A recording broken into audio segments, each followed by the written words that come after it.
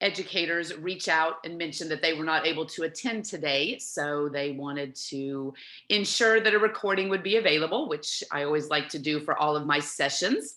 So again, it is 10 a.m. So good morning and welcome everyone to Greenbush University and this particular session entitled CTE 101. I am so glad that you have taken the time this morning to immerse yourself in career and technical education for the next few hours. This topic is an obvious passion of mine, and I am very pleased that you are here to share this with me. As I mentioned, I have linked the presentation in the chat. I'll do that again if you just joined us. So feel free to access that link and follow along. So a quick introduction, although as I see faces and names, I know a lot of you already know me, but my name is Jamie Manhart, and I am the Career and Technology Education Coordinator for Greenbush. I started July 15th of 2019. So I am coming up on my 2-year anniversary with this organization. And prior to joining Greenbush, I taught high school journalism for 20 years in room 117 at Silver Lake High School. And I was also their CTE coordinator for a few years. And I am going to provide a disclaimer up front. I do recognize several names that were on my session yesterday. I did a session yesterday with Dreamwakers and had 3 dynamic guest speakers from Washington, D.C. and California, really collaborative and fun. And on Friday, I'm going to have 3 outstanding school districts join me to talk about work-based learning. Today's presentation, again, full disclosure, might be considered to some a little dry compared to yesterday's and Friday's sessions. It is heavy on information, maybe a little light on the entertainment factor, but that is really the purpose of this session, and that is to inform and shed some light on what could be a complex topic of career and technical education, and really starting at square one for those of you who are like, you see the big picture, but you want to start and see how did we get there. And so again, that's what this session will do. Content heavy, but hopefully you learn a lot and you feel more comfortable with CTE after the session is over. So please feel free to ask lots of questions in the chat if something that you are looking for today has not been addressed or seems confusing to you as we get to that particular part of the topic. Now, last year, I did a CTE 101 as well during Greenbush University and during Greenbush Training Camp. And what I had done is I pre-recorded a majority of the session and then played it live. And that format was really well received. So I'm giving it a whirl again this year. I loved it because the attendees, you, receive the information and get the answers that you're really looking for. But the flexibility of the recording really allowed me to communicate with those who were attending in the chat and answering specific questions and adding resources. So again, we're going to try that format and let me know if that works for you. So I'm going to share my screen here. And if you have any technical difficulties throughout this process, hearing something, seeing something, again, please let me know.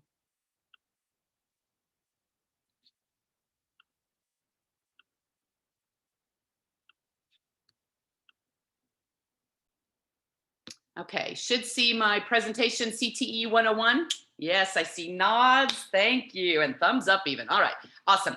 Well, on this particular title slide, again, this is CTE 101, and on Greenbush University, I have linked our entire descriptions of all of the sessions that we're offering during Greenbush University. We have over 100 that appeal to every type of educator possible. Some are recording, some are not, so some will be available, but definitely check out that website and see what interests you during the month of June during our Greenbush University. Also down on our logo on the Greenbush Education Service Center, if you have not checked out our Greenbush website lately, please do. It has gotten a big facelift, a lot of new elements, a lot easier to navigate, a lot prettier to look at. So if you have not looked at our website lately, feel free to do so. And then, as I mentioned, I am recording this session for educators who are not able to join us today. That recording will be shared on the Greenbush University website, linked to this session title. I will also share it out on my listserv. And so if you are not part of my listserv, at the end of the session, I will give you an opportunity to get signed up for that. So I will include this recording there as well. So a little bit about the agenda for today. I put Padlet there because you are going to hear a lot during the recordings about refer to the Padlet. This document is on the Padlet. I have created a Padlet and I'm going to give you a little sneak peek. This is what it looks like. And you're going to see this a lot during the recordings. That is linked on this slide where it says Padlet. So if you want to peruse those documents and look for them as the presentation continues, please do. I will tell you as you're watching the video, if things look just a little bit different, that's because some of the recording occurred before I added, because as soon as I get something, I am adding it to the Padlet. So it may look a little different, but all of the resources that we talk about today are on the Padlet and in the month or the column that I describe it. So that's what the Padlet looks like. So feel free to navigate through that during the session. So what we're going to do is really, I have narrowed down a very complex topic of career and technical education into 4 steps. And so steps 1 and 2 of the nuts and bolts of CTE we'll cover first. Then we all need a little break. 2 hours is way too long to set. So you'll get a 10-minute break to stretch your legs, get some coffee, go outside and get some fresh air. And then we'll go through steps 3 and 4. They're also previously recorded, but I will be monitoring the chat and adding resources and answering specific questions. At the end, I will offer some additional resources that I've added to the presentation. We will definitely wrap up by noon. And at the end of the session, I will provide a bit.ly address that will give you access to a survey. And that survey will give us some feedback, but it will also get you a certificate of completion if you so desire that. And that can be used for PDC points, for college credit, etc. So that is the agenda for the day. And so without further ado, I am going to go ahead and start the steps 1 and 2 recording that I have for you. And again, please in the chat, feel free to let me know if you're having any technical difficulties, and I will be sharing additional information as well. And I would love to see your questions. So let me know if you have any issues.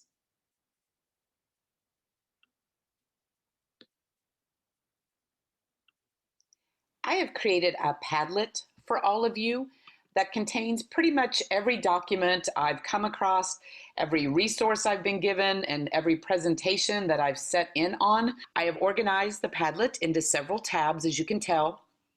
The first column is helpful documents.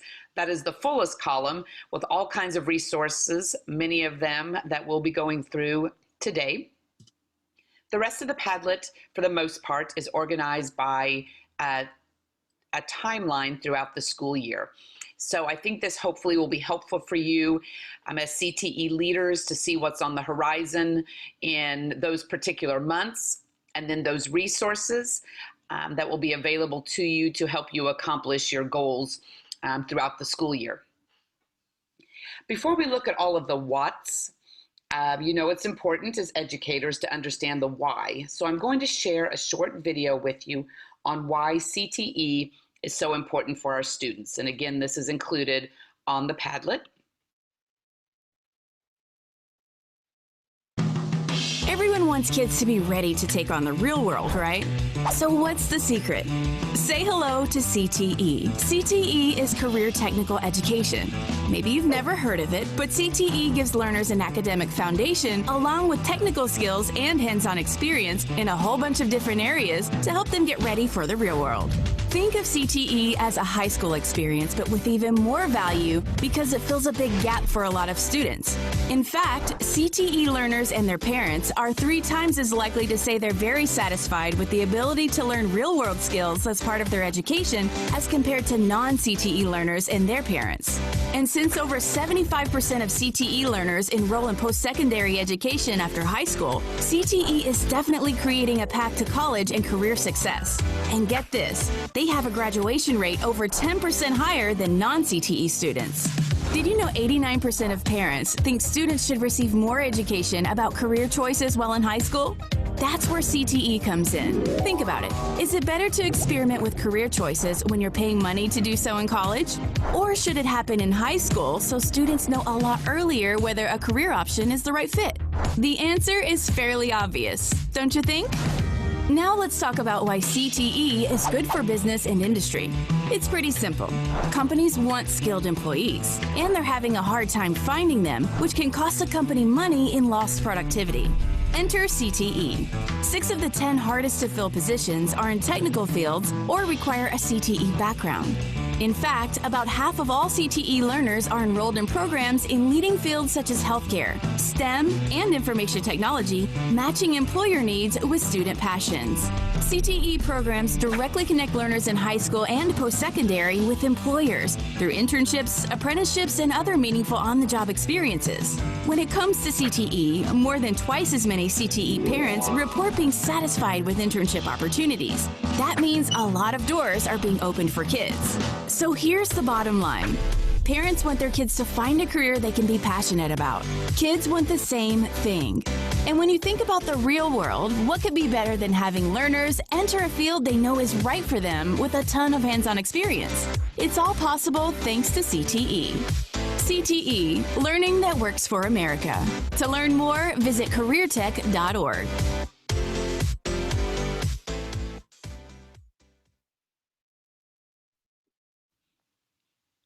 What I really want to do today is to start from square one and address the issue of, okay, so CTE is awesome, and I want to offer these opportunities for our students, but where do I begin?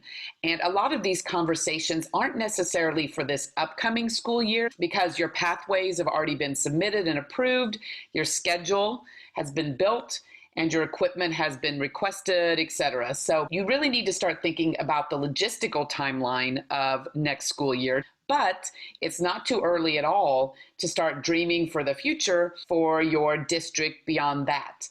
And I'm going to navigate you through these topics through the Padlet and through the slideshow. So step number one really in CTE is to investigate the opportunities available for your students and the district obligations that you would have to make those available for your students. So essentially, what is out there in terms of CTE and what can we offer our students? And so again, that's where the Padlet comes into play. And I am going to start, if those of you who are familiar with the CTE world, you recognize this flower PDF. It is in a lot of presentations. Those of you new to CTE, we're going to walk through this. So essentially, the Kansas careers for your students are offered in 3 different areas, and this would be helpful to kind of get to know the terminology as well. We have fields, we have clusters, and we have pathways. And so the first area is fields. And really there's 3 slides to this document, and it's encouraged that districts address fields at the elementary school, clusters at the junior high, and the pathways at the high school. And we'll talk a little bit more about that later. But we have 7 fields in Kansas, and that is media and technology, health, design, production, and repair, agriculture, business, family and consumer sciences, and public services. Those fields then are broken down into clusters, and this is the most recent graphic. The clusters are broken into 16 different clusters, and I'll zoom in a little bit and show you. And as you can tell, some of the fields have multiple clusters and some only have 1. So media and technology, for example, is broken into 2 different cluster areas, information technology, IT, and then arts, AV, technology, and communications. Health, though, just has 1 cluster, and then again, you can go down and see the way that each field is broken down to different clusters. But again, there's 16 different clusters offered in Kansas. And then those clusters are broken down even more into this graphic, which is encouraged at the high school level. And these are the pathways. And this is probably the term you're most familiar with. are pathways. There are 36 pathways in Kansas. And again, if you zoom in, you can see, we'll just use media and technology since we just looked at that. So the field is media and technology. The clusters are the IT, and then the arts, AV, technology, and communications.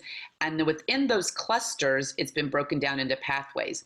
So in other words, in information technology, if you want your students to pursue that particular cluster, they can choose information support and services as a pathway, or network systems, or programming and software development, or web and digital. So all four of those are different pathways within the information technology cluster, which is within the media and technology field.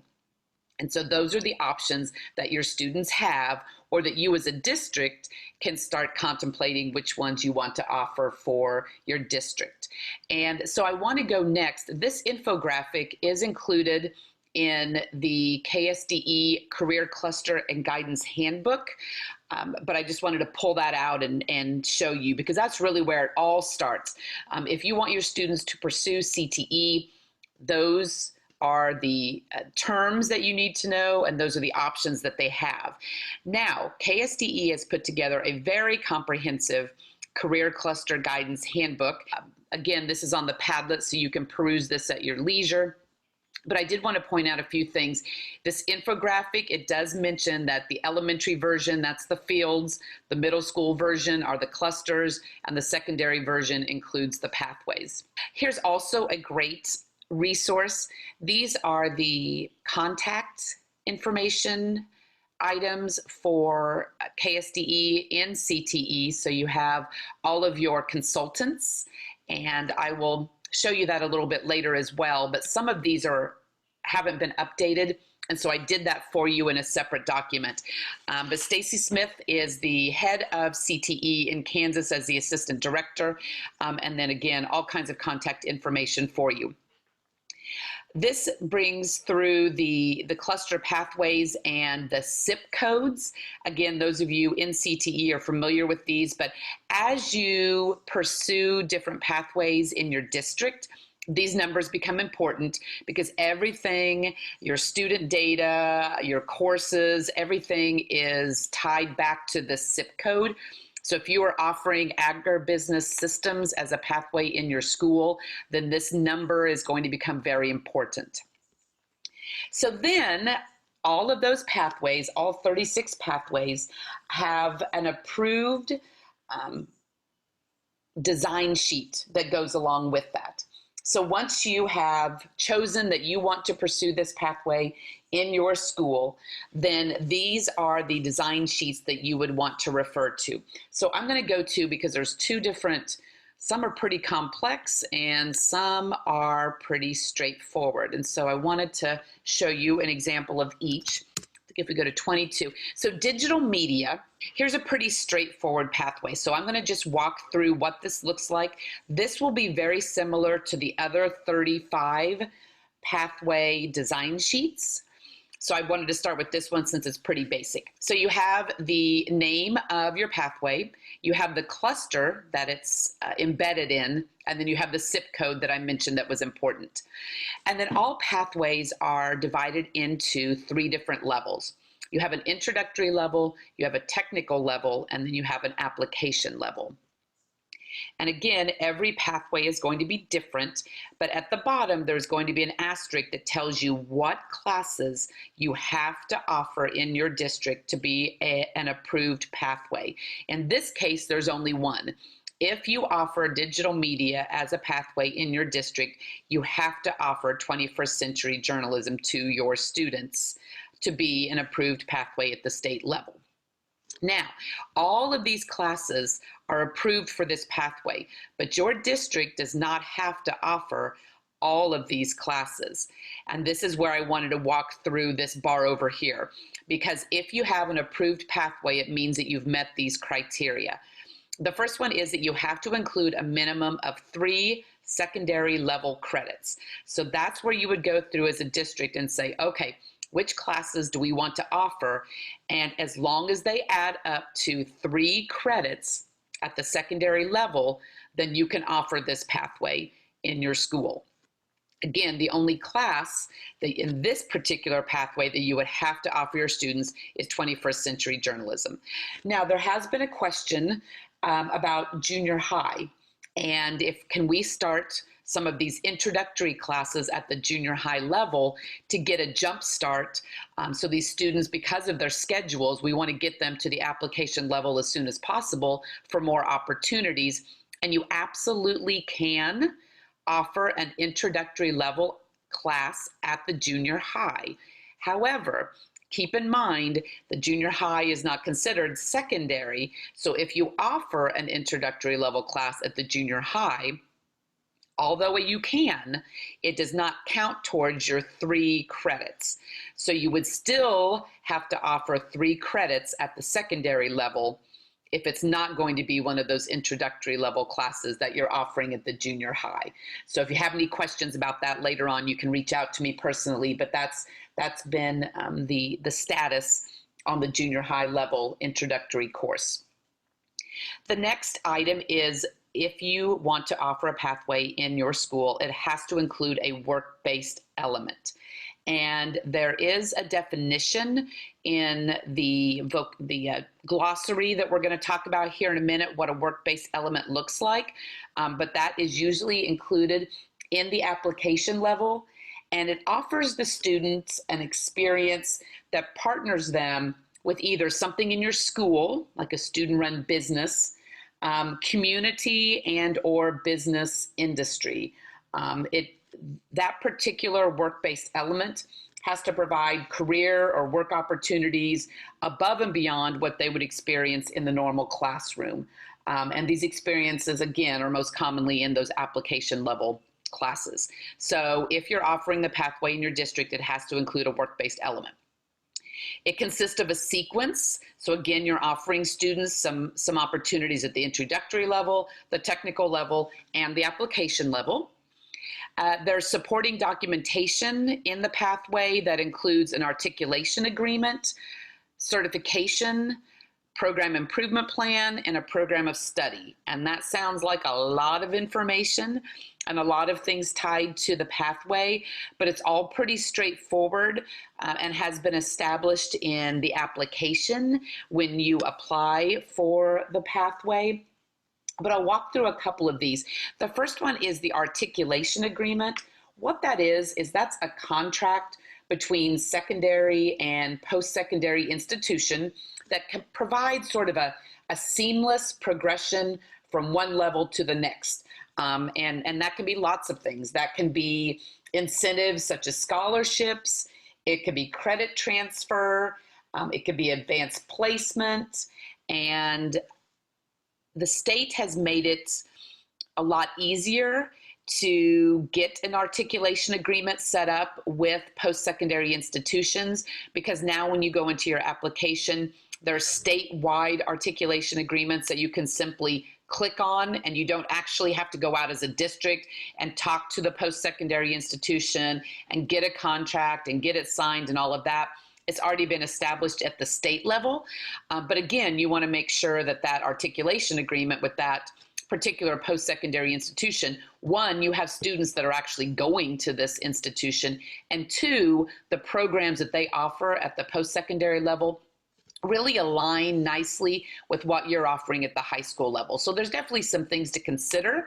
But again, the state's made it a lot easier to get those articulation agreements met by offering that on the state level in the application. So it's just something that you can click on the application, which we'll talk about later. Certification. So there's different certifications that your students can earn that are tied to different pathways. And I'm gonna go back to the Padlet because that is something that definitely is a great opportunity for your students that sets CTE apart, and also an area that a lot of districts maybe aren't as familiar with in terms of what they can offer their students. So in the November-December column, there is a document that says Kansas Pathway Assessments and Credentials. And this has been developed by KSDE. And the way it's organized, as you look over here in the left-hand column, here are the pathways. So it tells you in the agriculture cluster, in the agribusiness systems pathway, here is the organization or company. Here's the name of the assessment or the credential, and then it goes through and shows you which columns it satisfies. If it's a certification, if it's an assessment, if it's required as a minimal professional certification requirement for pathway approval, etc. So this is a nice document. So if you're wondering what kind of credentials can we offer our students, that here is a comprehensive list. And if you have any specific questions about credentials, I've got some links to KSDE that I'll be providing here later to show you where that's at on your Padlet, and they can always answer specific questions. But that is a great place to start in terms of what credentials you could offer your students. And obviously credentials are very important. In the CTE world, a lot of industries looking for credentials that have been earned by students. And if they can get those credentials at the high school level, then they're one step above everyone else in terms of when they're looking for employment or internships, etc. So those credentials are really important. The next part of the pathway design sheet, the program improvement plan, and that is where you will be filling out your application, but part of it is really setting goals for what you want your pathway to look like in terms of your district and your classrooms. And so again, going back to the Padlet, I want you to know that there's all of these resources that we're talking about are all right here. When you go to set up your program improvement plan in January and February, there's some SMART goals listed here, and these are examples. And so what you have to do for your particular pathway in your district is say, this is how we're going to improve in terms of partnerships, and partnerships are key, and we're going to talk about that a little bit more later. The physical environment of your classroom for your program, the professional development that you're offering your teachers in those particular areas, and then the instructional strategies that you plan to employ to make that pathway successful for your students. So that's kind of the breakdown of the areas.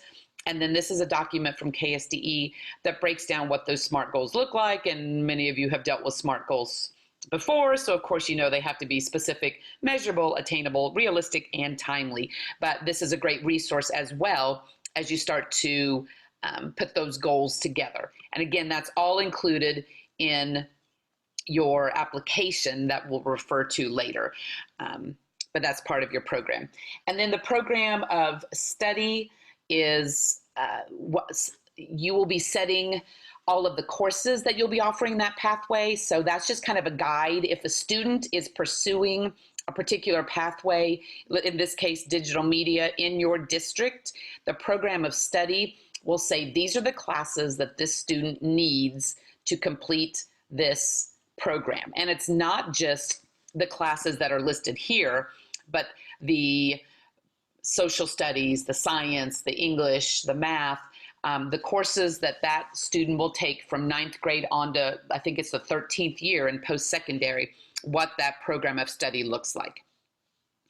The last item on every design sheet is this technical level and application level courses receive 0.5 state weighted funding in an approved CTE pathway. So what that means is that students who are enrolled in your introductory level classes, obviously it's a great stepping stone and they need to take it, but you will not receive as a district any funding for those intro level students. You will receive funding for your technical level students and your application level students. And there are, in terms of CTE, there's a couple of funding models. So you will be, if you have students in your district that are pursuing CTE and you have approved pathways, you will be receiving money. CTE generates 2 levels of funding for your school. And that's what this document shows you here. This side, and I won't stay here too long, there's way too many words, so I've kind of consolidated it into another slide. But on this side, you'll see there's state funding. So there is a formula that will provide state funding based on the number of students you have in CTE programs. The other thing on the state side is Excel in CTE. That's the old Senate Bill 155. It went into effect in 2012. I'll explain that a little bit here in another slide, but that has to do with post-secondary classes. The other side of the funding is the federal funding, and that is through the Carl Perkins Grant. You may have heard of that, and those of you who've been in CTE definitely know good old Carl Perkins, but that's federal funding. So that sheet is in your Padlet, and you can peruse that at your leisure. But I kind of just did an overview here in the slideshow that you'll also be receiving this afternoon. And so for funding at the state level, there is a formula, as I mentioned, and any approved pathway will earn you state funding based on the number of students you have in your pathways. It's a formula, it's called 0.5 funding for students in approved pathways. The district will get that money, and then it is up to the district at a local level to make a decision on how they distribute those funds. So I know some districts will just put it in a general CTE pool. Some will give it to individual instructors to have them make decisions on their own clusters and pathways and their own programs. But that's a decision that can be made at the local level. But there is guaranteed state funding if you have an approved pathway based on the number of students who are enrolled in those pathways. And remember, you're only receiving funding for the technical and the application classes. You are not receiving funding for the intro classes. Also at the state level, as I mentioned, there's an Excel in CTE program that started in 2012, used to be old Senate Bill 155. What that does is that offers reimbursement for college tuition. So if you have a student who takes a class at a community college that is connected to your respective pathway, the district could get reimbursed for that college tuition. Now, this is an optional, obviously, program. So if you have students that you want to participate in the Excel and CTE program, then I have some documents in the Padlet that will help you with that process. On the federal level, in terms of CTE funding, this is also optional. There are districts that have approved pathways but do not receive federal money because they choose not to go through the application process for the Perkins money, simply because there is some paperwork involved and there are some restrictions and some guidelines. And that's totally, again, a district decision if you feel like that the money that you would receive is worth the amount of work you have to do for the grant. So just letting you know that the federal money, the Perkins 5, is an optional funding, but obviously for some districts, very lucrative. So that's something that you would probably check with KSDE on. But when you apply for the Perkins grant, if your district, based on your pathways and a formula, if you could generate $15,000 of allocations through the Perkins 5 grant on your own, and you are considered a standalone district. And you can choose to do the application and receive all the funds for your district alone, or you could choose to join a consortium like Greenbush. You have that option.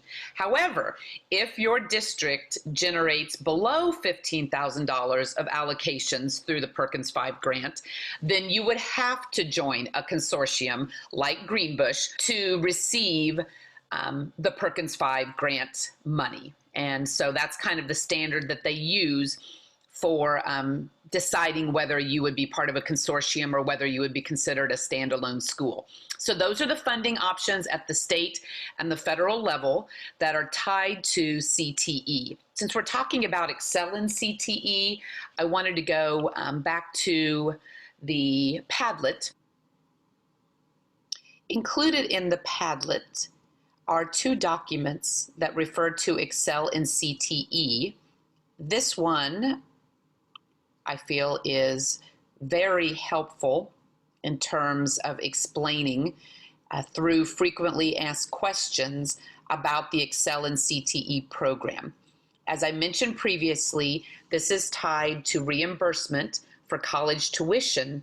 What I do want to emphasize for those of you who are familiar with CTE an Excel in CTE initiative, in the past, if your student received certification through a post-secondary institution, the district could be reimbursed for paying for that certification through the Excel and CTE initiative. This year, so the data that you're entering now, you can still get that reimbursement for the certification. But starting next year, that part is going away. Just that part of the Excel and CTE initiative. That would be the reimbursement for the certification. That part is going away. The reimbursement for the college tuition is staying. So I just wanted to make sure, for those of you who are familiar with CTE, that that portion of the program is going away. But here is a list of frequently asked questions and a great place to start if your district is considering doing Excel and CTE. Also, this other document talks a lot about student data entry. We're going to refer to that more in the second part of the session, but I do want to emphasize at different points throughout the presentation that entering your student data is crucial to every aspect of CTE. So I'm just going to let that statement marinate a little bit, and we're going to go back to that at a later time. But the entering of student data is super, super important. So that funding discussion was all spurred by going back to our Career Cluster Guidance Handbook. That was the last part of every pathway that is approved. And so I did promise, I mentioned that the digital media cluster design sheet was very straightforward and pretty simple, but there are some that are a little more complex. And I wanted to call up the aviation production pathway as an example. So notice that you have your asterisks at the bottom, just like the digital media. But remember, in that pathway, 21st century journalism was the only required course. In this pathway, you have your one asterisk, you've got several that are required. You have some courses that have two asterisks, which means they have to follow a specific sequence. And then some that have three asterisks because it's actually a prerequisite for another course. So this one's a little more complex. And also notice that the consultants in this particular pathway and cluster area decided that there was enough difference in some of the classes that they produced two different strands. So at the application level in aviation production, you can follow the design strand and notice there's a different set of courses, or your student can follow the production strand, which is a different set of courses. So that's just a decision that your district, your teachers, your students need to make in terms of what's going to be the best strand for that particular student to pursue. So that's a little bit different in terms of that cluster design. That's really the bulk of this handbook, are these design sheets, but there's a couple of other things that I feel are just super helpful in terms of especially new CTE teachers. There's a glossary of terms, and I should have just typed in this, page 50, I believe. I might have gone past it, I did. Page 50. So Kansas Career Clusters terminology. This is really helpful when you are talking CTE language with other people. So that articulation agreement I referred to, there's that, all kinds of different terms, but three that I wanted to point out, because when we're talking about students in your pathway, they can be labeled in your student data three ways. And the first one is a participant. So that's right here. So a participant is a student who has earned a minimum of half a credit, but less than 2 secondary level credits in a single career and tech ed pathway. So that's your person who's just entered the program. They have at least a half a credit, but not more than 2. When you go in to label them, the terminology, the boxes that you're going to check are going to be participant. The next level of a student in a CTE course is going to be a concentrator. The concentrator is a student who has earned 2 or more secondary level credits in a single CTE pathway, which are a combination of at least 2 of the 3 levels, and that's introductory, technical, and application. As a concentrator, they also have to have met a 70% proficiency on a technical skills assessment measured by the average of the letter grades, an average percentage on end of course assessments, or on the competency profile. So that's for a concentrator. And you will hear completer a lot as well, because the completer, as you can imagine, is step 3. And that is a student who has completed a minimum of 3, and remember, that's what was required for the pathway to be approved, in a single CTE pathway with at least 2 of those credits being a combination of technical and application. A completer also has to earn an industry-recognized certification, and I showed you that list earlier of the ones that are approved by KSDE, or a passing score on a third-party end-of-pathway assessment. Those assessments are found in 2 places. One, in the document I showed you earlier that had the credentials and assessments by pathway and by cluster. Also, when you go in to apply to get your pathway approved, for each individual pathway, there will be a drop down, and it will show you what assessments have been approved by KSDE for your students to take. So that's, again, in the application, those are the 3 levels of students. So I just wanted to point that out to you. Another thing is the advisory committee. Haven't talked much about the advisory committee, but they are so key to your pathway. One, it is required that your pathway have an advisory committee assembled and that you meet at least twice a year. And I wanted to show you in the Padlet to give you some more in-depth information about the advisory committee. This is going to be in your July and August, because that's obviously something that you want to be putting together as soon as possible when you return to school. But the advisory committee, many pieces of advice in this document on who you should assemble, what the goals and objectives should be of the committee, as well as the actual meetings that transpire with your advisory committee. But in a nutshell, the advisory committee should be giving instructors and administrators and coordinators advice on the trends of the industry.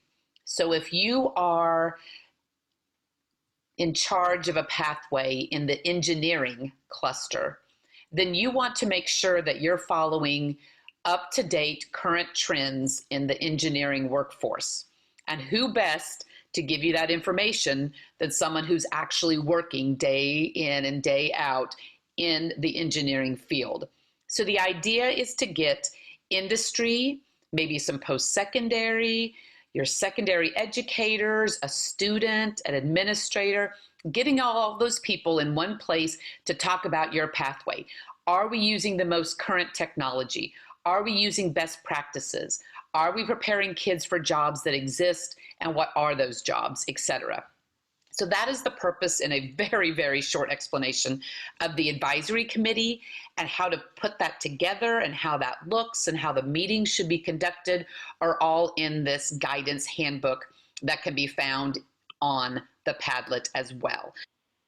One last piece of the Kansas Career Cluster Guidance Handbook that I wanted to share with you is, after the advisory committee information, the last piece is pathway crossover course information. And this is an awesome tool as you are deciding on pathways for your district. It organizes, this document organizes all 7 fields. You'll notice all color-coded separately. Here are your 7 fields. And then it also cross-references it with your course titles. So for example, I highlighted Business Essentials, and let me zoom in just a little bit more. Business Essentials is a course that is tied to multiple pathways. So if you offer Business Essentials, it is connected to 4, 1, 2, look at the different colors, 3, 4 different clusters, and 1, 2, 3, 4, 5, 6, 7 different pathways. So as you're building your schedule and you're thinking of pathways that you can offer to your students, keep this crosswalk reference in mind. Because if you're offering business essentials, and let's say you look at another pathway and you're like, you know what, if we only add one more class to this pathway, we could offer it to our students. This is a great place to start that conversation because you can see how the courses meet multiple pathway expectations. So keep this reference in mind. Again, it's the last piece of the cluster guidance handbook that is in your Padlet. Speaking of courses, there's one last thing I wanted to touch on, and that is competencies. So let's say that you as a district have decided that you're going to offer a specific pathway. And then you're going to look at that cluster design sheet, and you're going to say, okay, within this pathway, we can offer these set number of courses. And then you decide which courses you're going to offer. Now you have to know what those courses look like and what the expectations are for those particular classes. And that's where competencies come about. So there is a document in the helpful documents column that's called 16 career cluster web links. And remember, we have 16 career clusters. This lists all of them. And then also you can check the competencies. So let's just say marketing, for example. That's going to take you to KSDE's website. And I will tell you right now, every cluster, their consultant handles the look of it a little bit differently in terms of where the competencies are and how they look, but they are all there. Sometimes they're just, they look a little bit different. So I just wanted to show you an example of this one. So we have the 2020-21 Marketing Pathway Design Sheet and Course Competencies. So if you click on that, you're going to see something that looks familiar to you now. You have your cluster design sheet. You have those 5 requirements we've already talked about over here on the left-hand side. You have your intro, your technical, your application level. You've got the requirements that have asterisks, so everything again looks a little bit different.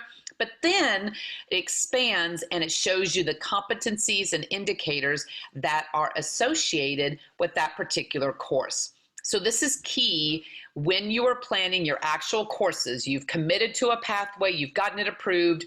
Now you need to make sure that those competencies are met by those students in those courses. So take a look at that. I'm not going to spend too much time because, like I said, all the pathways have very different competencies and how they look.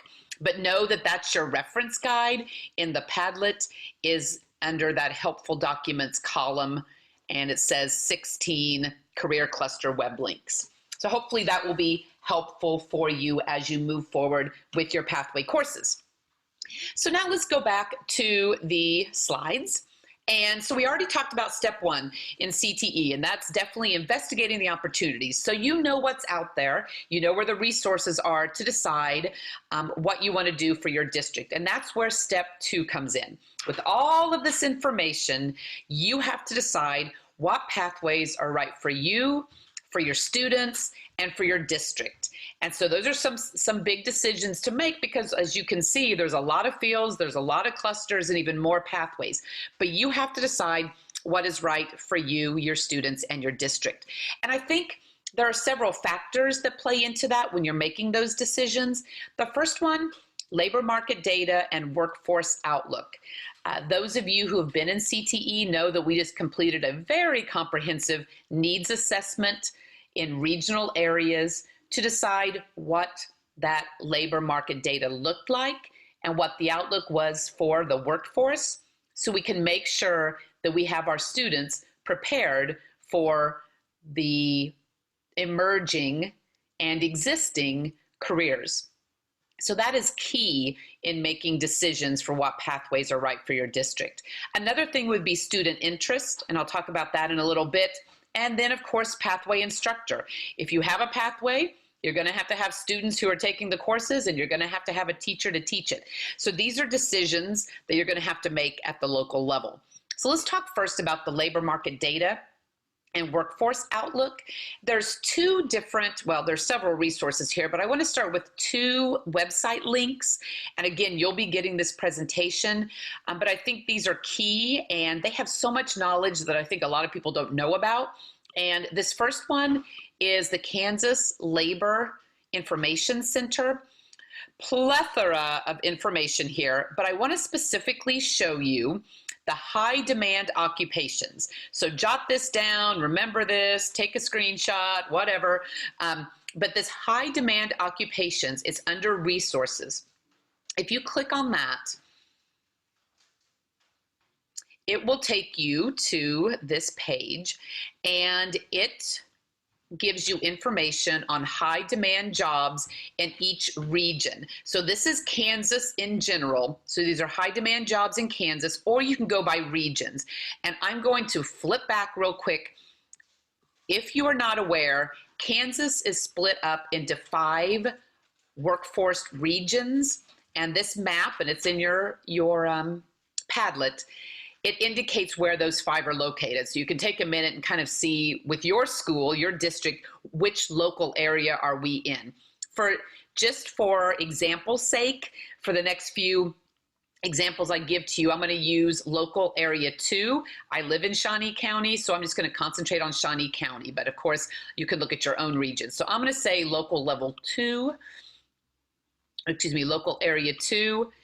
If I click on that, it's going to show me the number of high demand jobs in these particular areas. So that's cool. Another area that's shown on the website is number of high demand, high wage jobs in each of these sector, depending on the local area you choose, or all of Kansas. Again, I'm going to local area 2. High demand, high wage. By definition, a high demand, high wage occupation, they are high demand occupations with higher than statewide average wage. So it depends on the particular career field, but that's the definition. They are high demand occupations with higher than statewide average wage. So that's going to tell you in your area what those high demand, high wage jobs look like. And then the thing I like best on this particular website is, and this is 2019 data, so it's pretty current, you can do demand by career clusters. Since that's what we talk about at the secondary level, we have these clusters. You can do statewide, or again, you can do local area. So I'm going to do local area 2, and that will download a document in Excel. And okay, this looks like information overload, I know, but I'm going to point out a few things. And again, you can peruse this at your leisure, but these are high demand occupations in particular clusters. So if you look down here, you have your ag, food, architecture and construction, manufacturing, transportation. Okay, so you've got all of your different clusters.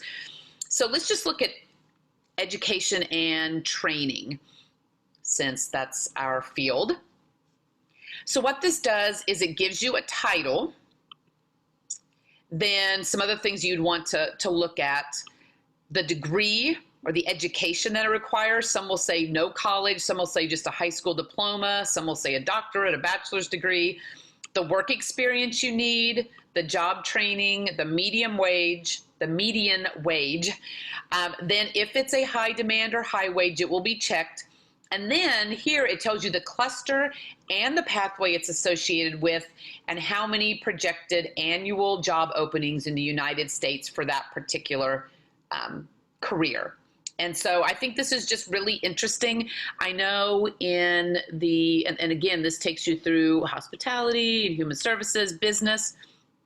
If you go to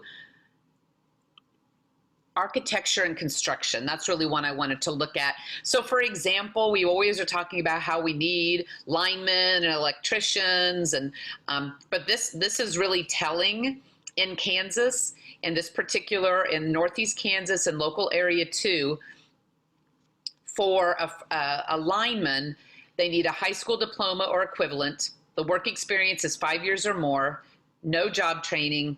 Their median wage is $60,000. It's considered high demand, high wage, and this is the career pathway and cluster that it's in. And currently, there are almost 80,000 projected job openings in this particular area. Electricians are kind of in the similar boat. They have a little bit less on the median wage, $50,000, $51,000, but again, a high school diploma or equivalent. They do want an apprenticeship. And then these are the cluster and pathways that are associated with. So this, if you're a data nerd and you love that kind of stuff, then this is information overload, all kinds of great stuff.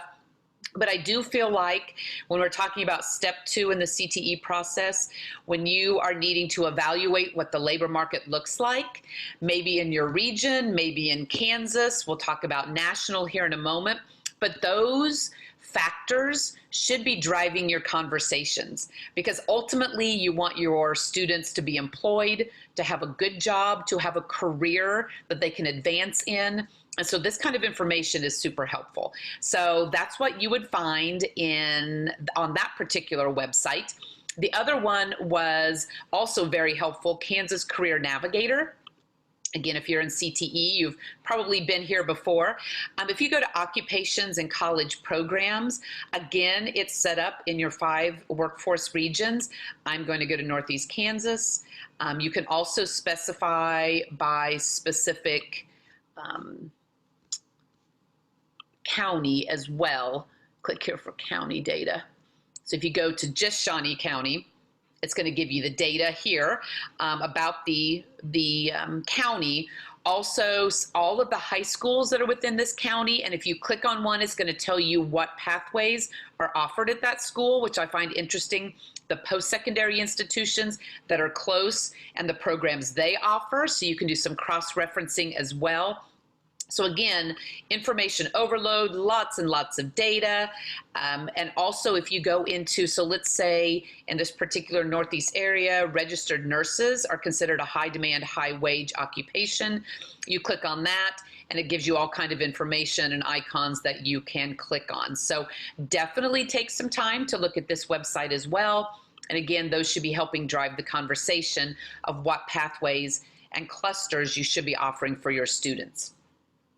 In addition to keeping in mind the labor market needs for our CTE students locally, we know as CTE educators, we also have a responsibility to keep looking forward, so our students are prepared for emerging industry and careers as well.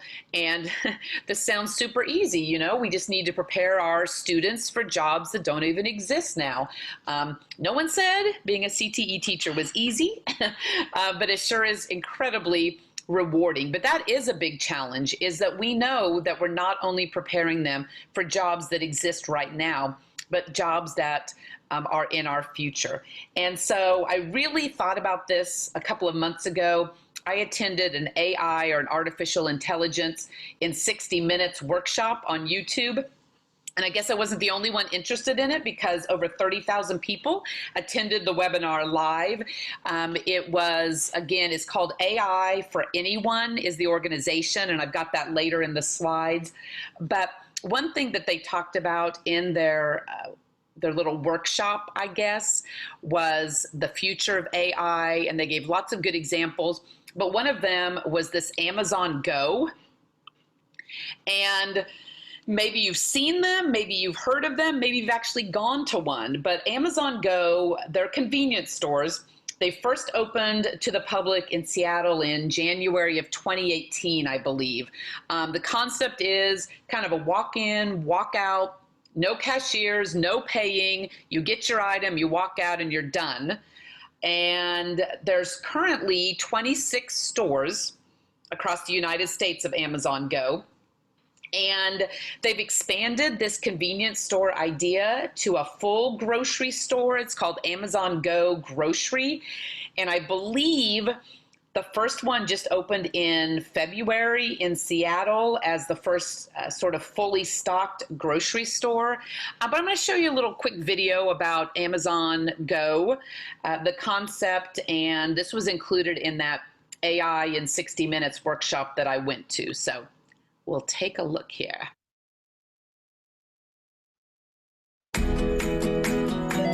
Four years ago, we started to wonder, what would shopping look like if you could walk into a store, grab what you want, and just go? What if we could weave the most advanced machine learning, computer vision, and AI into the very fabric of a store so you never have to wait in line? No lines, no checkouts, no registers. Welcome to Amazon Go. Use the Amazon Go app to enter. Then put away your phone and start shopping. It's really that simple. Take whatever you like. Anything you pick up is automatically added to your virtual cart. If you change your mind about that cupcake, just put it back. Our technology will update your virtual cart automatically. So, how does it work? We used computer vision, deep learning algorithms, and sensor fusion, much like you'd find in self-driving cars. We call it Just Walk Out technology. Once you've got everything you want, you can just go. When you leave, our Just Walk Out technology adds up your virtual cart and charges your Amazon account. Your receipt is sent straight to the app, and you can keep going. Amazon Go. No lines, no checkout. No, seriously.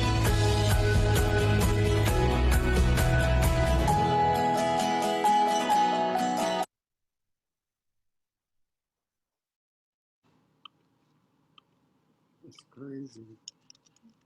So really cool stuff. And I'd love to put in the chat if you've gone to one of these Amazon Go stores, these convenience stores. But that's the world we're headed to. And I know in this AI workshop that I attended, many people were expressing fear that AI is going to eliminate jobs. And the response they gave, which makes total sense, is that those jobs won't be lost. They're changing and they're being redefined. And when we look at pathways, some pathways are more emerging than others. So these are things that we need to keep in mind as we make those decisions. But a lot of the new jobs that are going to be created are based on technological needs and different skills required of AI and other types of advancements, more so than maybe some of the current or olden day skills that our students have been concentrating on. So definitely something to keep in mind as you explore your pathways. The last piece of workforce outlook that I wanted to share with you is also in this slide presentation. But if you were in attendance at the CTE annual conference in Manhattan in February, you had the pleasure of hearing Dr. Utash, the president of WSU Tech, very progressive technical college, speak about her experiences on Ivanka Trump's American Workforce Policy Advisory Board. She brought a lot of great knowledge back that she shared. But one thing I felt was really interesting is she talked about the top jobs that we will be recruiting for in 2030. If you think about it, 2030 is not that far away. And these were the top 8 jobs. We talk about preparing students for jobs that don't exist. I had to look some of these up. So the first one is an organ creator, earthquake forecaster, a makeshift structure engineer, a rewilder. I had to look that up. That's people that will replace old buildings with forest. A digital currency advisor, which makes total sense because we know our currency is moving more toward the digital format. A drone traffic optimizer. Drones are being used more and more. Self-driving car mechanic, and an augmented reality journey builder. So those top 10 or top 8 jobs are certainly not ones we are talking about right now in terms of preparing our students, but obviously they're going to be the most recruited, they think, according to the National Advisory Board, in 2030. So definitely food for thought. It's exciting, but as we talk about some of the AI, the jobs aren't going to be lost. They're going to be redefined into jobs like these. So pretty exciting stuff. So on step 2, we talked about the labor market data, the workforce outlook. 2 other very important pieces is student interest. I have worked with a couple of districts who said they have offered certain pathways to students.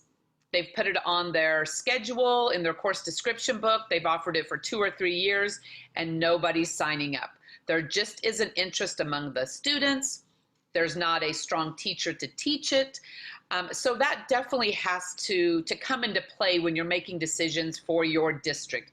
If students are not going to enroll in the classes, then there's no reason to have it. So you definitely, your counselor is key in this discussion, surveying students, looking at results of individual plans of study, deciding what students are really interested in. So that is definitely another factor in addition to the labor market data and the workforce outlook that you need to be considering when talking about what pathways are right for your students in district. And the third one is pathway instructor. As I mentioned, you have to have a strong instructor to lead this program and to lead this pathway. So I did want to take you back to the Padlet real quick and show you many times districts will say, well, we'd love to offer a pathway, but we just don't have a teacher to teach it, or we don't have room in the schedule. And so I wanted to provide some flexibility and maybe some resources that you weren't sure were available to you. So I'm going to go, and I put this at the top for a reason. Under helpful documents, the very first one, important links and important contacts. So I'm going to scroll through this quickly, and I promise I will get to the licensure part. But since I'm here, just to let you know, if you're a member of Greenbush, here are the contacts, obviously myself, and then we have some new grant administrators and assistants coming on board. So there's some information for you. The contacts for KSDE, I mentioned earlier, they're a little outdated in the handbook. These are the most current as of yesterday in terms of the consultants and their contact information. Also, if you need help with your pathways in terms of your application, there's your website. If you're entering course data and all of that stuff, it's all there. Then there are important CTE links. A lot of these things that I've been showing you off of KSDE's website, you will want to check those out. The table of content page especially has all of these resources available. The CTE listserv, I suggest definitely that if you are not a part of these listservs, go to this link as soon as you get it and get on these listservs specifically for the consultants of your particular pathway, because they are sending out bi-weekly, if not more, information about your pathway.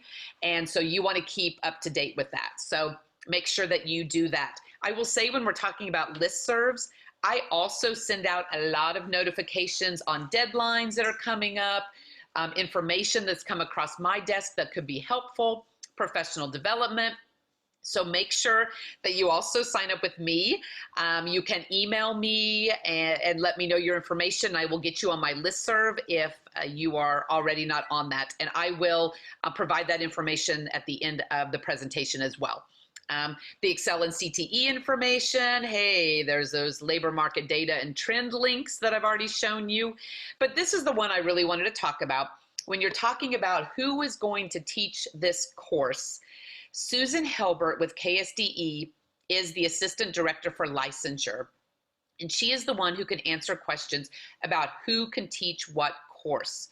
But a couple of things I wanted to mention with that is, one, there is a specialized certificate, and again, I won't read this to you, but it does allow for non-education majors, so people in the field who are experts in their industry, to come in and teach courses. And so again, I'm not going to get into the weeds with this, but if your schedule does not accommodate and your survey interest and the labor market data shows that you need to be offering a pathway and you don't have anyone to teach it, then you can turn to the specialized certificate.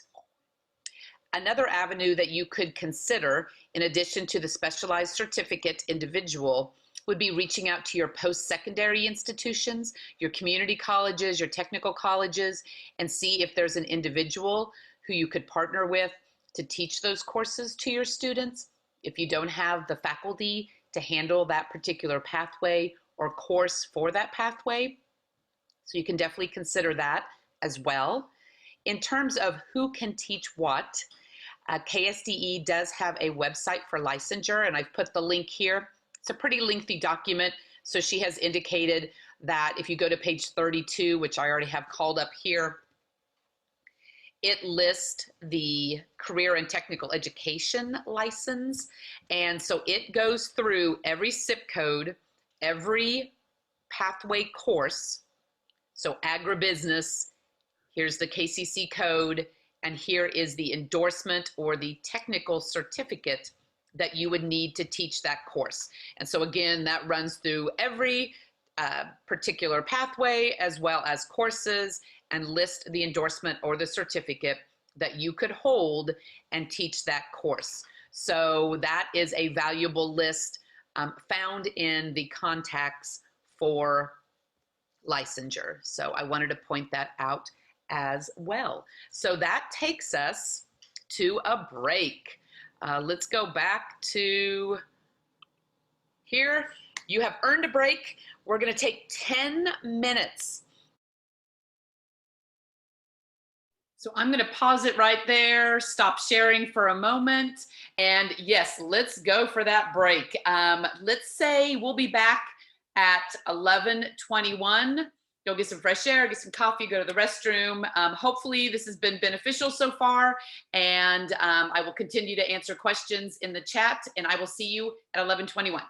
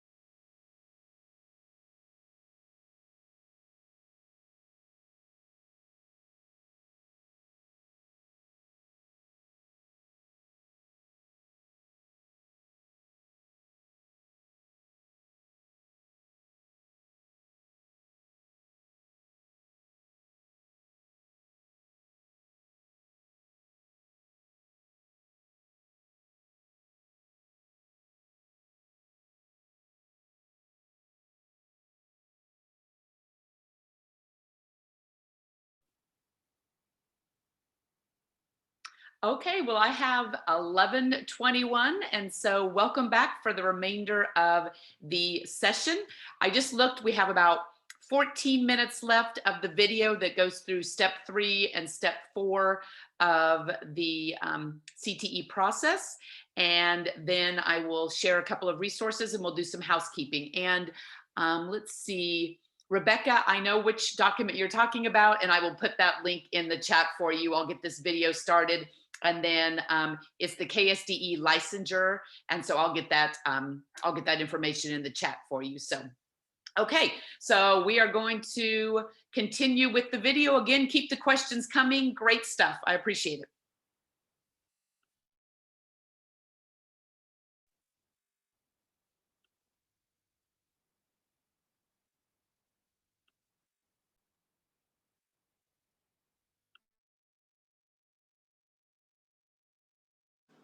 Have decided what is best for your students, it's time to actually make the pathway a reality in your district. So step 3 will be to activate the pathway, and that is through the program of study application that I've been referring to throughout the presentation. So that would be step 3. Once you've activated the pathway, then step 4 is growing the pathway. And we're going to talk about 3 different ways in which you can make sure you are using your pathway to the best of its ability and giving your students the best opportunities possible in that pathway. Reporting student data to KSDE, providing work-based learning experiences for your students that are rich and meaningful, and integrating academics into CTE. So that's next up on the docket. First of all, activating the pathway, the program of study. In mid-November, KSDE will open up the pathway application system, and you have between November 15th to March 1st to fill out that application. I'm not going to walk you through every aspect of that application today. I just don't feel like that would be a good use of our time because you won't even start thinking about that until November. However, let me point you to the resources that I think will be super helpful. And when that time gets closer, I will definitely have a step-by-step tutorial that I will add to this Padlet that you will walk you through that actual application. And of course, I'm always here for consultation. Those of you who have been in CTE know that I will help guide you through that pathway when you have questions. But here are some of the highlights. Underneath November, December, I mentioned that the window of application will open in November. KSDE has produced this checklist that's really, really helpful. So it takes you through how to even log in and gain access to a pathway, whether you're beginning a new one or accessing one that's already been established. Opening it, then working on each section, the pathway selection and contacts, that advisory committee that we've talked about, the improvement plan that we've talked about, the course information that we've discussed, the program of study that we've mentioned, and then submitting it. So this really is a step-by-step guide on how to get in there and apply. And again, when the time gets closer in November, I'd be glad to talk to you about that. Once you've submitted your application, sometime between March 1st, that's when these applications are due, and the end of school, you would receive an email from your respective KSDE consultant, and it will tell you that your pathway has been approved or disapproved. If it's been approved, then you're done. You're ready to start planning for that pathway. If it's disapproved, the consultant will provide specific notes about where the problem areas lie in the application, and you have 2 weeks to fix the problem areas and resubmit it to KSDE. So if you get that disapproval, certainly you can reach out to your consultant. You can work with me if you're having questions about it, but we will get that application resubmitted. But that's sort of the process of how that works. So there are 3 areas in which CTE teachers can truly flourish and give their students a competitive edge in growing that pathway. And as I mentioned earlier, the first one is reporting student data to KSDE. I'm not going to get into the weeds. There are so much. We could spend an entire 2-hour session on how you report student data, what it looks like, why it's important. I'm not going to take the time today to do that, but I am going to point you to some resources that will help you, and know that when these deadlines approach, certainly reach out to me, to KSDE, to your consortium representative to get that additional consultation on that reporting of student data. But I cannot emphasize enough how important it is to make sure you get that student data correct and you import it, all of it, because that will affect so many things down the road. So in terms of reporting student data, there are 2 deadlines. The first one is listed here, and this is in your March through May CTE student follow-up data. This is due to KSDE usually around April 1st. And what this is the follow-up data from your previous year's concentrators who exited. So these are former students, and you're simply, this one's a pretty easy form. You're basically saying where they're at now. If they're employed in an occupation that's related to the program or the pathway that they completed. Are they in the military? Is it unknown? You're going to have different options to choose from. So that is the April 1st deadline. That's called student data follow-up, kind of a where are they now. The second important piece of student data management, which is a little more complex, and that is Pathways Student Data Management. And there is a checklist. There's all kinds of resources in the March through May. Here's an entire PowerPoint presentation from KSDE. Here is a checklist, which I'm going to go through quickly. Here's a resource page that I put together that has a couple of videos that Angie Fye from KSDE walks you through every piece of the student data management form.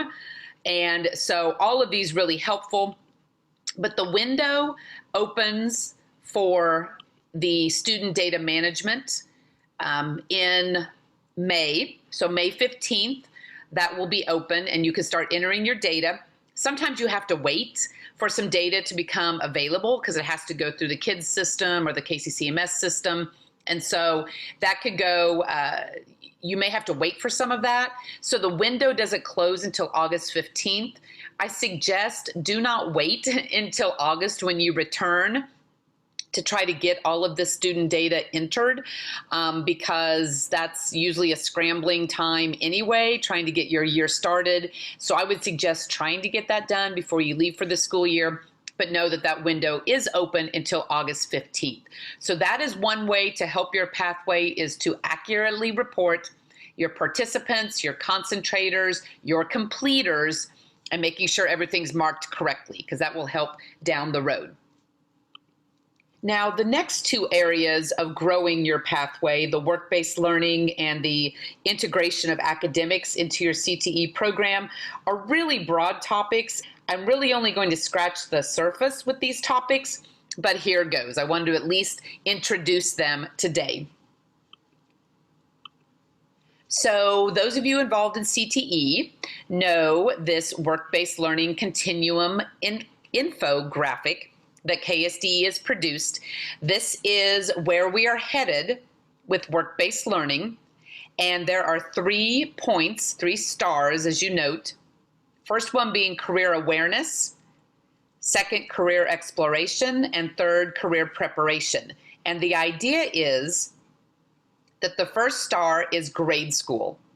Many times we think of work-based learning as being high school only, and that is not the case.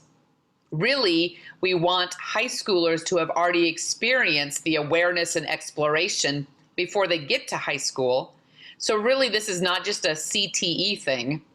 This is really a district movement, a district mind shift for work-based learning. So for career awareness, they should be having guest speakers, career fairs, field trips, and tours. In the career exploration part in junior high, job shadowing, mock interviews, field trips, and career mentoring.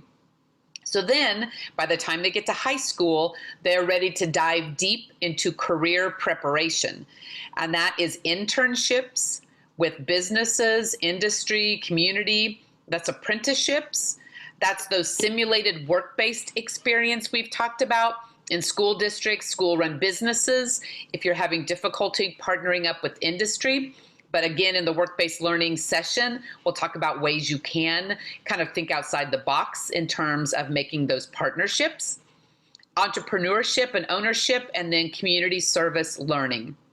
So that's the continuum that we're following for work-based learning. And there are two excellent resources on the Padlet that I will point you toward for work-based learning. And they're both really lengthy documents. I'm not going to go through them in this session. We will in the other session. But the Kansas Work-Based Learning Personalized Learning Plan was developed by KSDE, and it is a very step-by-step guide on how to implement work-based learning in your school. Also, the measuring and reflecting student learning. This includes portfolios on how to structure them, how to evaluate them, how to create them, and they give all kinds of examples that they would like for you to follow as well. And employability skills rubric. So there's a rubric on how to manage that student learning and that work-based learning experience for your students. And so those are two excellent documents that you can use for work-based learning. And the third area that you can grow your CTE program in is the integration of academics into CTE courses. This is where we're hoping that you can offer your students and your district more flexibility with scheduling core classes and CTE classes. The idea is that your CTE courses shouldn't be in their own hallway and kind of siloed into the extras. The first way of being kind of creative is having a CTE teacher teach two classes in one, and that's called integrating courses. That is actually, there's a definition and some guidelines in the September-October column where it says policy on combining. We have some courses that are called nesting. We have integrating, but feel free to peruse this document. It'll give you a little more information. But that's, again, you could have a CTE teacher who is teaching a CTE course, but they feel like they have taught enough of the social studies or science or English or math that they can award the student 2 credits, one in math or reading or whatever the core is, the other in the CTE class. So there's a lot more specifics that go with that, but keep that on your radar. That's one way that you can be creative. Another one is core and CTE teachers co-teaching 2 classes in one. There's a very popular one called Geometry in Construction, where students get a math credit in geometry and a construction credit in CTE by doing those classes together. So one day they're learning geometry concepts. The next day they are using or applying those concepts by building something. So really taking that geometry and applying it and seeing why it's important and how they can use it. So that's a really cool way to do it as well. The third is sort of a project-based learning model, and we have several teachers from Basel-Linwood who are going to talk with us during that session about their Innovation Academy. And what they're doing is they are having students enroll in a block or a chunk of time called Innovation Academy, and those students, based on the project they choose, are exploring one big experience where they have to connect with community and they have to do research and they have to apply a lot of the learning, and they're earning possibly a CTE credit, a government credit, an English credit, a math credit, depending on the project that they decide to pursue for that semester. So really cool ideas, thinking outside the box, but just another way to grow your pathway and to think through those issues.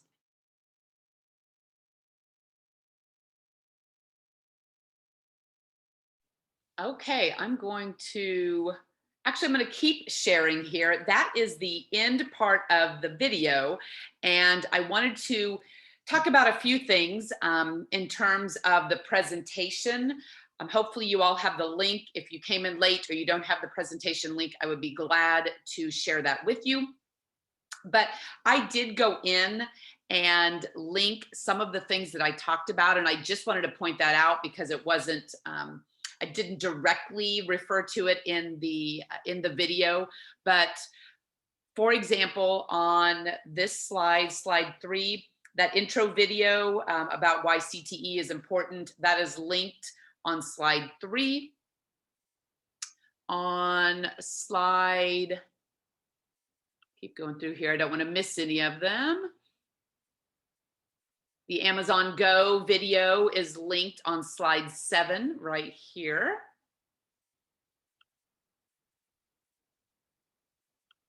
Oh, I did refer to this in the chat. On slide 10, where it says IPS, again, that's a whole nother conversation. And during our February CTE conference, we had a whole, we had multiple sessions on individualized plans of study and IPS, but I have linked a resource folder that I have created through this IPS network that I'm in and a workforce group. I just keep throwing all of these documents into this IPS resource folder. And so if you click on the IPS link, you'll see that resource folder that is available to you. If you have any issues accessing that, let me know, but that should be linked for your convenience. The other one was the tutorials, and I believe that's on slide 13. Yes, or yeah, slide 13. So I had indicated that I would create some videos, and I have done that. So when it gets time to actually apply for next year's pathways, you're adding one, you're maintaining one. I do have several videos to take you through each section and how to submit those. And that's all linked. It's a Google folder that contains all of these videos, and it's the pathway tutorials link. So definitely check that one out as well. And so that's linked on slide 13. And then on slide 15, yes, so the integrating courses, I did link the document to that. Those are the specifics according to KSDE. If you wanted to teach a core class and a CTE class at the same time, there's some restrictions on funding and licensing, but all of those are detailed in that integrating courses document that I've created, and that's linked there.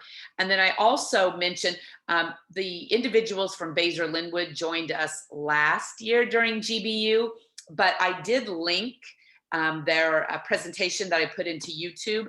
And I actually, instead of the one that we did during GBU, they joined us during the February CTE conference. So I linked that session because it was a little more up to date, a little longer. And so if you are interested, if you've ever heard about Basel-Linwood's Innovation Academy, it is really, really cool.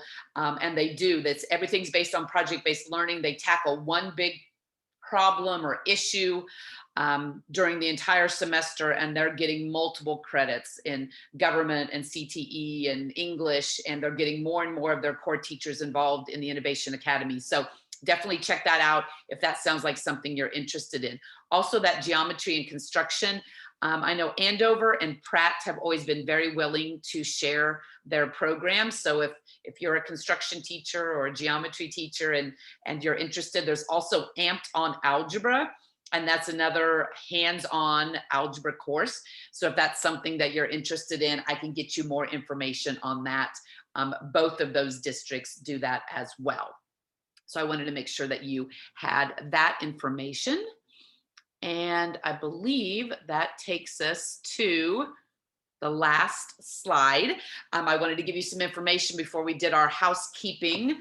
And let me make sure, yes, I showed you all of the links. Just want to make sure I'm not missing anything. Okay, so a couple of things.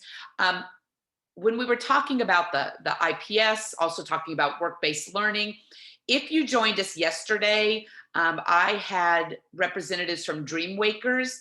They are a national organization with over 600 professionals who work for YouTube and Google and Twitter and PBS and all kinds of cool places.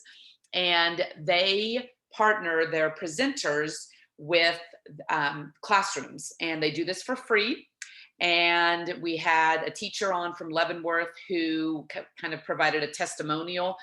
We had the Dreamwakers Speaker of the Year in 2020, Julio Chavez, who is a software engineer with YouTube. He is an incredible speaker, and he does a lot of flash chats with students.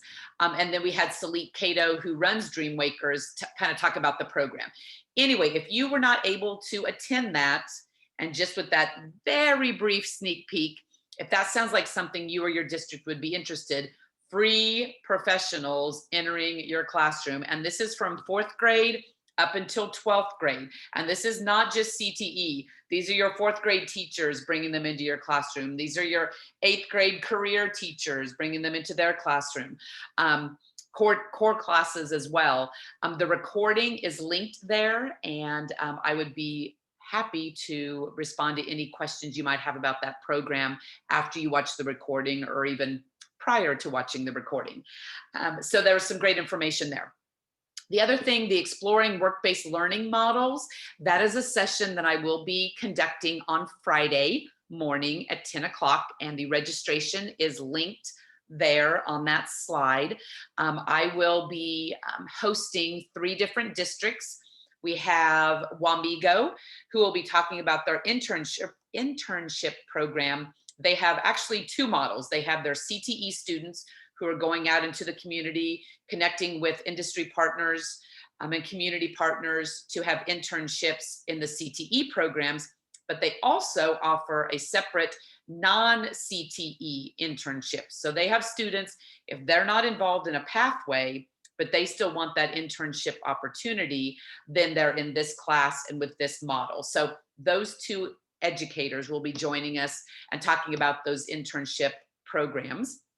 We also have Caney, their FFA advisor, will be joining us and talking about their floriculture student-run business. The students do all of the financing and the growing and the selling and the marketing. And they're also, I haven't heard her speak yet, but they're going to be starting a bait shop where the FFA students are actually creating their own bait and then selling that. So that sounds very interesting. And then the 3rd district is Blue Valley Randolph.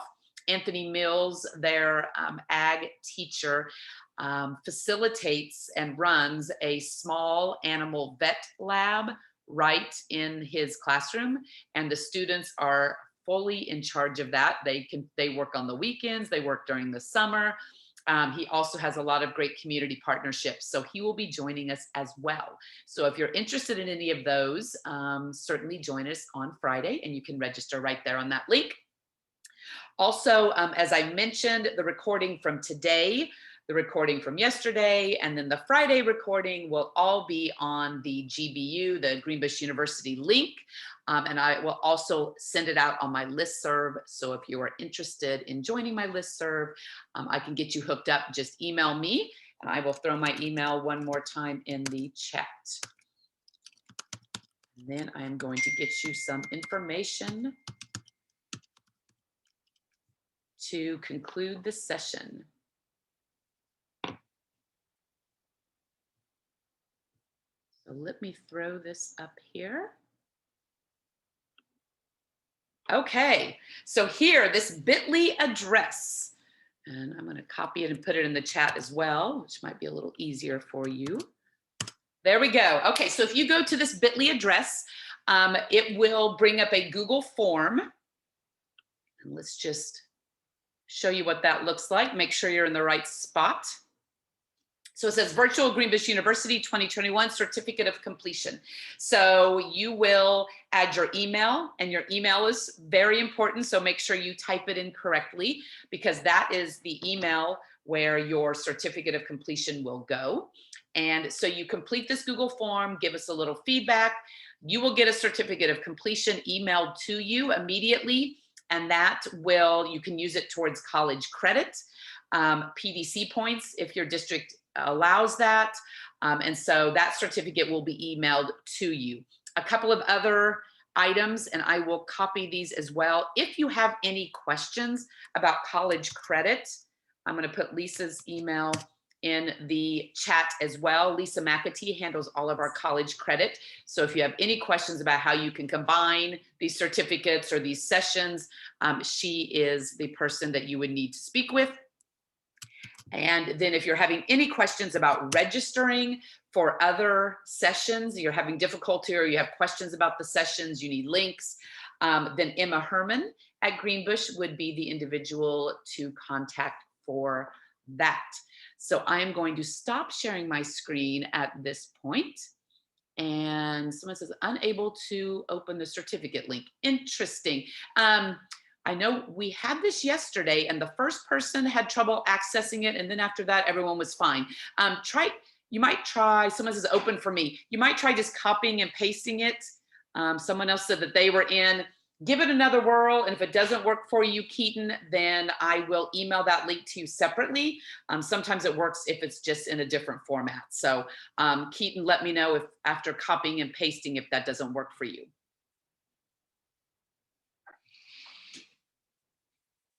And I am going to just mute and hang on. And I would love for you to go ahead and fill out the survey while you're here. And that way I can help you with any questions. I also, it looks like I have a couple of questions in the chat and I'll be responding to those.